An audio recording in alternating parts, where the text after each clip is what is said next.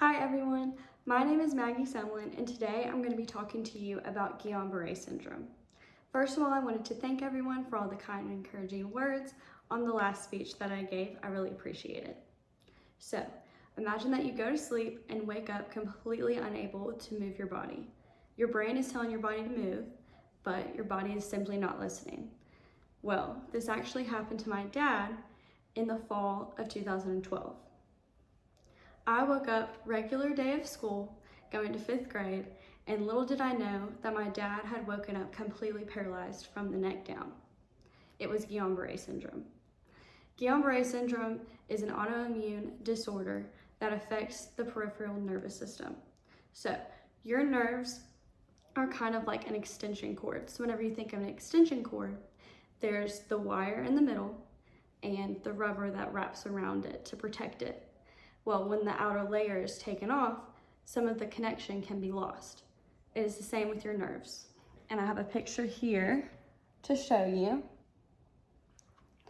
The outer layering is called the myelin sheath, and the inside is called the axon. And your nerves are the exact same. When it is damaged, the connection is lost, and you're unable to move. Well, my dad's nerves were damaged, but because it's an autoimmune disorder, his nerves were damaged by his own blood. I stayed after school. I was in 5th grade. I stayed after school for a club that I was in, and I was looking for my mom to pick me up, but instead it was my grandmother. I was very confused. My brother came running up to me, and he told me that my dad was paralyzed. That was a lot to take in for a little 11-year-old. We go straight to the hospital, and I walk in to see my dad hooked up to wires. There's a port in his neck, and he kind of looked like a robot to me as an 11-year-old. It was a lot to take in, and we were all very scared.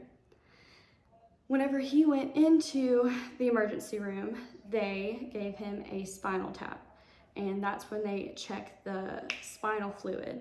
And that is actually the main way that Guillain-Barré syndrome is diagnosed, is through the spinal fluid, because they check the antibodies, and the antibodies are what is attacking the nervous system.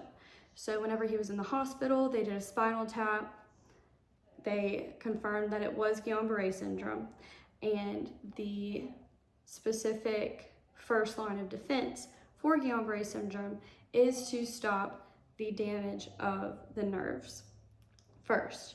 So you have to take the antibodies out and put new ones back in. That is done through plasmapheresis, and it's also done through IVIG treatment. Plasmapheresis is when you take out the blood. That's what the port was in his neck. You take the blood out, you separate the blood from the plasma, and then you put synthetic plasma back with your old blood and then put it back into your body.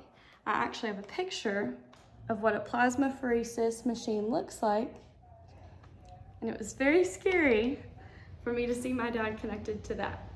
Another way is through IVIG treatment, which is similar to plasmapheresis, but instead of taking out the blood, just more plasma is put back into the body, and this plasma is donated from people who donate their plasma and blood.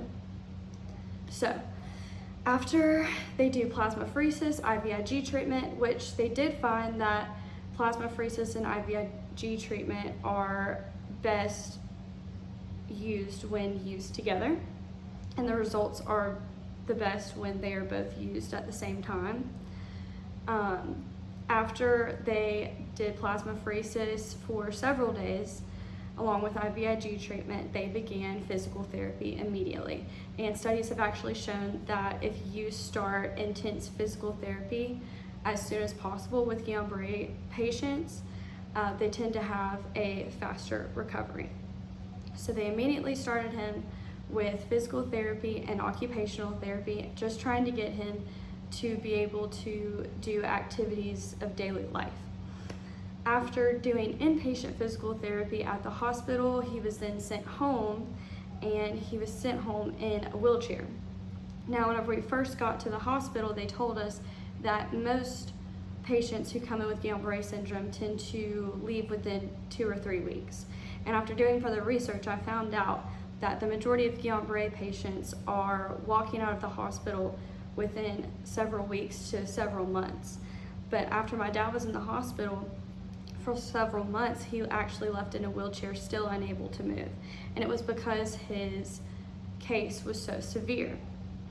So instead of just harming the myelin sheath that was on the nerves, it actually severely damaged his axon as well. So while he was doing physical therapy, he was having to regrow his muscles while his nerves were regrowing at the same time. He continued physical therapy whenever we got home. And after further investigation, and I did some research on my own, everyone was very curious about what caused this. Now, it's a very rare disease, so people are still, it's up for debate as to what specifically causes it, but they have narrowed it down to a few things. And one of them is a vaccine, and one is a infection or a virus. So we think that my dad got it from a virus. Specifically, he had this bacteria in his system called Campylobacter. Campylobacter has been known to be one of the main viruses that turns the body against itself into Guillain-Barré syndrome. Campylobacter can be contracted from eating chicken that is not cooked all the way, unfortunately.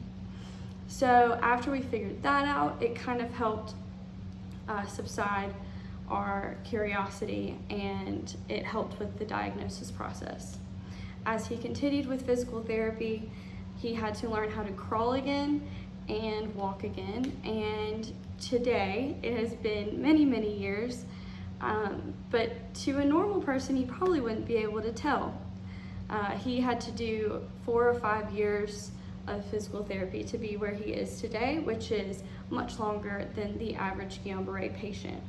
Now, I grew up around physical therapy, and I actually want to go into physical therapy now, and we are from Shreveport, and I just found out that I got into physical therapy school in Shreveport, and now I get to go to school where my dad learned how to walk again, which is very neat.